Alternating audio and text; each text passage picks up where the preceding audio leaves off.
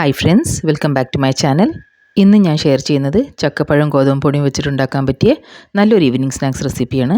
അപ്പോൾ ഇത് ഉണ്ടാക്കാൻ വേണ്ടിയിട്ട് ഞാനിവിടെ കുറച്ച് ചക്കപ്പഴം എടുത്തിട്ടുണ്ട്. ഇനി ഇതിൻ്റെ സീഡ്സൊക്കെ ഒന്ന് മാറ്റിയിട്ട് ഇത് ചെറിയ കഷ്ണങ്ങളാക്കിയിട്ട് മുറിച്ചെടുക്കണം. മുറിച്ചെടുത്ത ചക്കപ്പഴം ഞാനിവിടെ ഒരു മിക്സി ജാറിലേക്ക് ഇട്ട് കൊടുക്കുന്നുണ്ട്. ഇനി മധുരത്തിന് വേണ്ടിയിട്ട് ഞാനിവിടെ 1/4 കപ്പ് പഞ്ചസാരയാണ് ചേർത്ത് കൊടുക്കുന്നത്.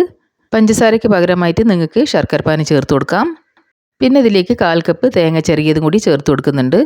പിന്നെ ഫ്ലേവറിന് വേണ്ടിയിട്ട് ഞാനിവിടെ 3 ഏലയ്ക്ക, അതിൻ്റെ തൊലിയൊക്കെ ഒന്ന് കളഞ്ഞിട്ട് സീഡ്സ് ചേർത്ത് കൊടുക്കുന്നുണ്ട്.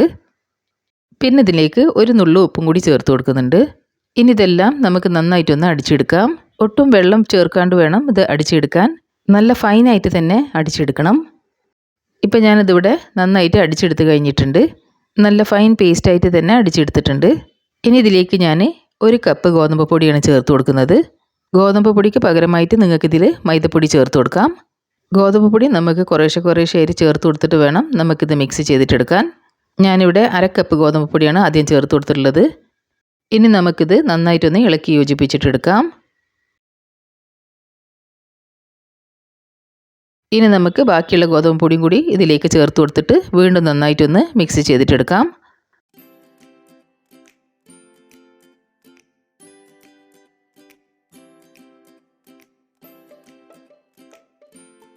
ഇതുപോലെ നമുക്ക് ഗോതമ്പ് പൊടി കുറേശ്ശെ ചേർത്ത് കൊടുത്തിട്ട് വേണം ഇത് മിക്സ് ചെയ്തിട്ടെടുക്കാൻ.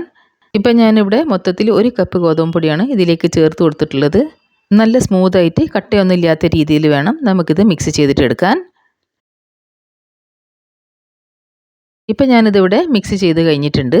ഇപ്പോൾ ഈ മാവ് കുറച്ച് കട്ടിയായിട്ട് തന്നെ ഇരിക്കുന്നുണ്ട്.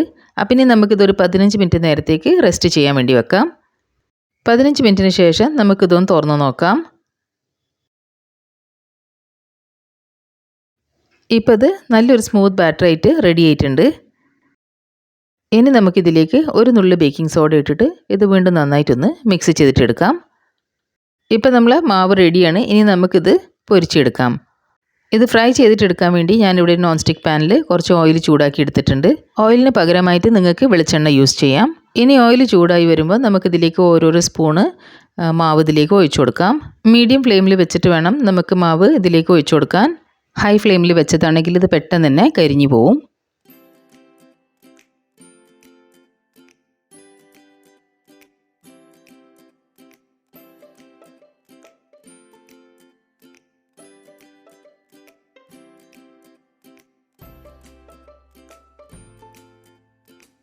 ഒരു 2 മിനിറ്റിന് ശേഷം നമുക്കിതൊന്ന് മറിച്ചിട്ട് കൊടുക്കാം.